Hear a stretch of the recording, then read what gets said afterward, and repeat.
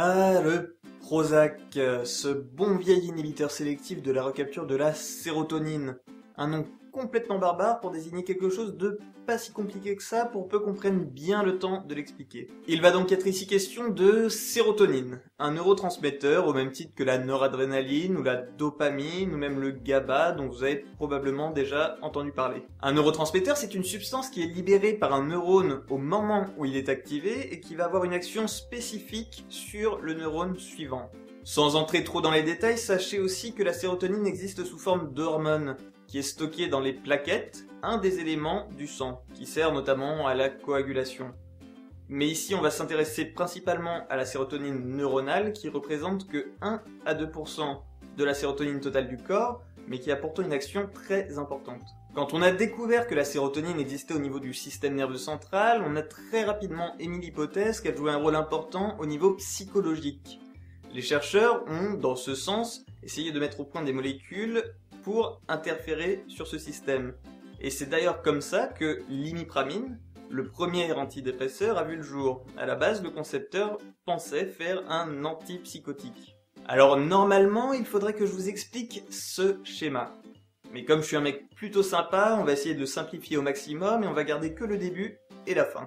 Au début, justement, il faut un précurseur, c'est-à-dire un élément de base à partir duquel va être synthétisée la sérotonine.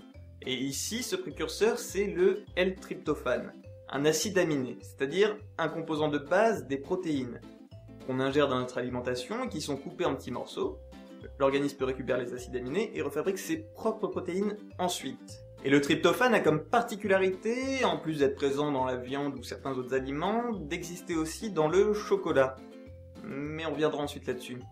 Une partie du tryptophane de notre alimentation va donc être captée au niveau des neurones sérotoninergiques afin de subir moult transformations jusqu'à obtenir la sérotonine. Et quand le neurone va être sollicité, il va libérer le neurotransmetteur dans ce qu'on appelle la fente synaptique, l'espace de jonction entre les deux neurones. Et c'est là que commence le bordel. Une partie du neurotransmetteur va se fixer sur les récepteurs postsynaptiques, sur le neurone qui suit.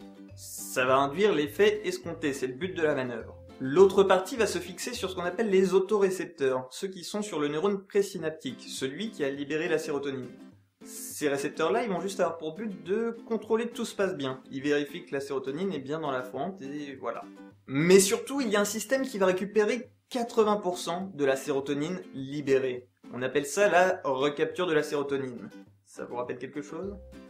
Voilà, avec ça on a toutes les clés pour bien comprendre comment fonctionnent les antidépresseurs.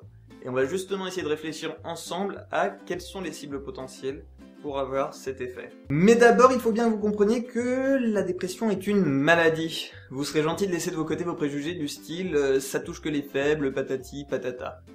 Comme je le disais un peu plus tôt, suite à la découverte des neurones sérotoninergiques et surtout suite à la conception par hasard du premier antidépresseur, on a rapidement émis l'hypothèse que la dépression pouvait être liée à un manque de sérotonine. Les laboratoires pharmaceutiques se sont donc empressés d'essayer de synthétiser tout un tas de molécules qui pourraient interagir avec ce système. Dans un premier temps, ils ont essayé tout simplement d'augmenter la quantité de sérotonine en ingérant par exemple.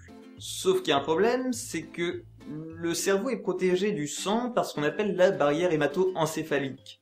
C'est une barrière très sélective qui laisse passer très peu de choses. Et il se trouve que la sérotonine ne la franchit pas. L'ingestion de sérotonine aurait donc un effet purement périphérique. En revanche, le tryptophane, lui, franchit la barrière hémato-encéphalique. On s'est donc demandé si, en augmentant les doses de précurseurs, on n'arriverait pas à augmenter la transmission sérotoninergique. Et il y a des études qui ont été faites sur le cas du chocolat, mais hélas, il n'y a aucune preuve de l'efficacité de la consommation de chocolat sur la dépression. On a aussi eu l'idée de synthétiser des molécules qui ressemblaient à la sérotonine et qui pourraient se fixer directement sur ces récepteurs. Mais comme il se trouve qu'il y a des tas de récepteurs et qu'ils induisent tous des effets différents, c'était pas très concluant pour la dépression. En revanche, on a mis au point des molécules très puissantes, par exemple pour les migraines ou aussi des antiémétiques. Il y a aussi le cas du Mediator. On a réussi à créer un coupe-faim, très efficace pour les régimes. Le problème, c'est qu'il avait tendance à tuer des gens. Alors jusqu'à présent, on n'a pas grand-chose en rapport avec la dépression. Mais vous le savez puisqu'on a déjà parlé, ce qui marche aujourd'hui, ce sont les inhibiteurs de la recapture de la sérotonine, qui vont permettre de prolonger l'effet de la sérotonine au niveau de la fente synaptique en empêchant tout simplement qu'elle rentre dans le neurone de base. Alors tout ça c'est bien beau, mais au cas où vous ne le sauriez pas, un antidépresseur ça met du temps à agir. Pour pas faire peur aux gens, on dit minimum 2 semaines, mais en réalité ce serait plutôt 4 semaines, ce qui est beaucoup pour une personne déprimée. Alors à quoi est-ce dû? Vous vous souvenez, tout à l'heure on a parlé des autorécepteurs sur le neurone présynaptique, ceux qui contrôlent que la libération de la sérotonine s'est faite normalement au niveau de la fente synaptique. Eh bien si on en vient à augmenter la quantité de sérotonine au niveau de la fente, ces autorécepteurs vont s'en rendre compte et vont faire un rétrocontrôle négatif qui va diminuer la libération de sérotonine. Mais fort heureusement, avec le temps, l'antidépresseur va gagner du terrain et petit à petit, il va y avoir un équilibre qui s'instaurera où la sérotonine sera présente en plus grande quantité. Seulement voilà, tout ça c'est dans la théorie. Alors oui, les antidépresseurs marchent, mais pas chez tout le monde. Et le modèle sérotoninergique est de plus en plus remis en cause, notamment parce qu'il y a des études qui comparent l'effet d'un antidépresseur versus un placebo qui mime les effets secondaires de l'antidépresseur, et qu'on en vient à des résultats quasi similaires. Et ça fait peser de sérieux doutes sur l'efficacité de ces médicaments dans le cadre des dépressions légères ou modérées. En revanche, l'efficacité de ces traitements est bien meilleure dans le cadre des dépressions sévères. Du coup, certains chercheurs repartent à zéro et essaient de retrouver la véritable cause de la dépression.